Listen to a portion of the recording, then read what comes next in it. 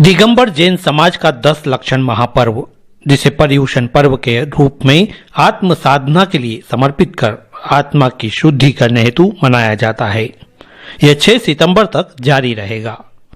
इसी के तहत 31 अगस्त की रात इंदौर की नेमी नगर जैन कॉलोनी के नेमीनाथ देशना मंडप में बड़ी संख्या में परिवार सहित यहाँ समाजजन डिजिटल नृत्य नाटिका का मंचन। दिगंबर जैन महासमिति जूनियर महिला इकाई नेमी नगर जेल कॉलोनी के संयोजन एवं श्री दिगंबर जैन समाज नेमी नगर के सहयोग से मुक्ति दूत विभव सागर के नाम से श्री विभव सागर जी महामुनिराज की श्रमण यात्रा पर नृत्य नाटिका को तैयार किया गया था। इसके पूर्व यहाँ बतौर अतिथि पहुंचे समाज के श्रेष्ठी जनों का सम्मान अध्यक्ष आयुषी बाकलीवाल, मंत्री कोमल जैन, कोषाध्यक्ष अर्पिता पाटोदी, सांस्कृतिक मंत्री सोनल पहाड़िया के नेतृत्व में महिला इकाई की सभी सदस्यों ने किया। मुख्य रूप से वरिष्ठ समाजसेवी डी.के. जैन, राजकुमार घाटे, प्रमोद पापड़ीवाल, अनिल जैन को, जैनेश झांझरी, अमिताभ मनिया के अलावा अन्य गणमान्य जन मौजूद थे। दीप प्रज्वलन के साथ ही मुक्ति दूत विभव सागर नामक डिजिटल नृत्य नाटिका का श्रीमती अंजलि सराफ के रूपांकन में प्रदर्शन हुआ। अपने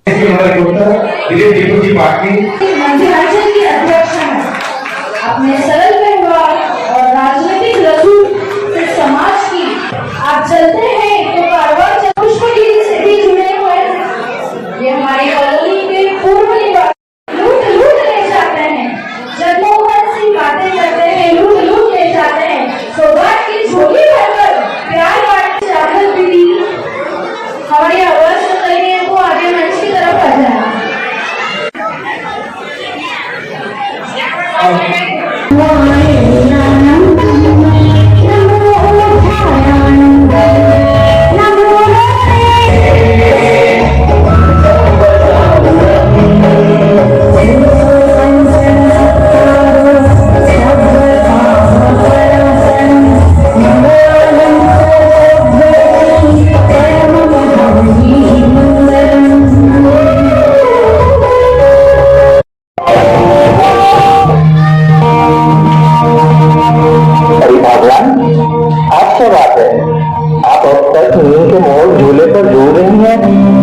प्रतिदिन जाकर मंदिर के दर्शन कराती हैं।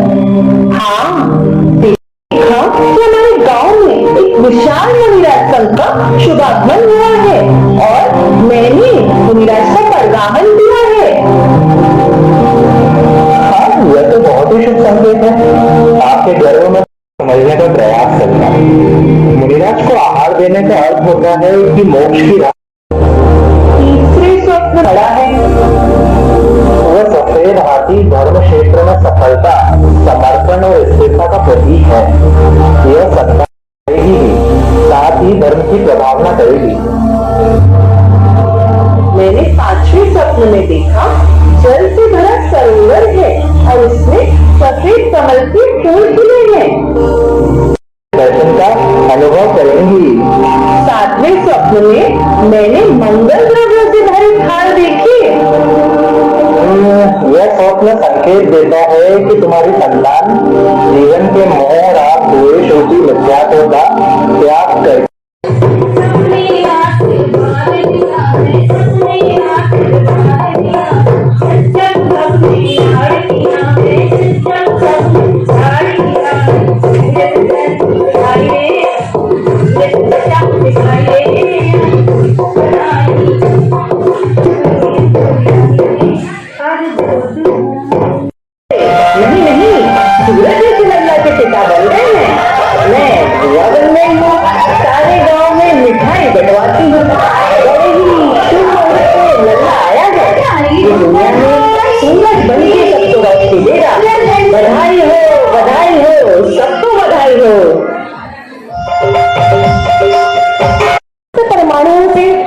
अशोक का शरीर बना था।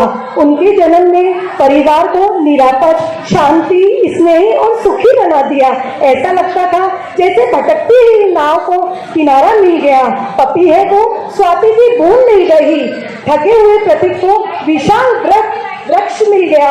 बालक को प्रारंभ से ही पढ़ाई में बहुत रुचि थी। सारा गांव उनके पिता को मम्मा कहकर बुलाता था और बालक अशोक भी अपने पापा को मम्मा कहलाकर ही बुलाते थे। अशोक के जन्म के कुछ समय बाद घर में बोरिंग करने पर जमीन के अंदर से सोने की कण वाली रेत निकली थी। कल मैंने उससे कहा भी कि हम सभी मिलकर फिल्म देखने चलेंगे, तो उसने सोते से जाग उठी हो। मेरा बालपन तो अज्ञानता में ही निकल गया। अब भी जाग जाऊं तो अच्छा है। अब पढ़ से नहीं बल्कि स्वा से परिचय का समय आ गया है। तो चलिए हम उस पवित्र जगह पर जाते हैं और महसूस करते हैं।